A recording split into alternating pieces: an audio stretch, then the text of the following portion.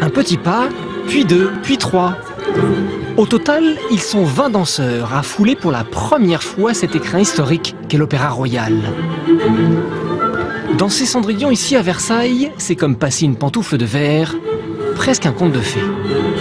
On s'identifie forcément au personnage, même parce que je pense que c'est le propre de tous les êtres humains, des artistes aussi en particulier, de vouloir avoir cette ascension que souhaite avoir Cendrillon, c'est-à-dire briller à la cour.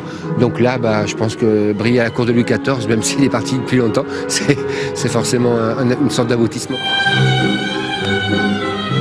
Le chorégraphe aura pourtant mis 30 ans avant de dire oui à Cendrillon.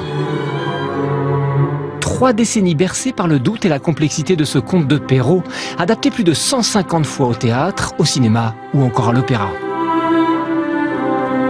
C'est un ballet qui nécessite beaucoup de danseurs. Alors même si nous on n'est pas forcément dépourvus de ça, il y en a 20, mais c'était pas suffisant pour certains épisodes, notamment le bal.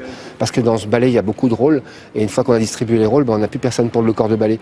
Donc c'est un ballet, vraiment, si on le suit, Prokofiev à la lettre, pour au moins 30 danseurs. Pour ouvrir le bal, justement, Thierry Malandin a donc chorégraphié des mannequins. Et pour jouer la marâtre et ses 2 filles, 3 hommes ont enfilé le collant. Un regard drôle et décalé du conte, mais pas seulement. C'est la solitude. Et un jour, tu as l'espoir de retrouver ces princes charmants. Entre belle romance et symbolique du conte, Cendrillon ravive nos souvenirs d'enfants, divertissants et poétiques.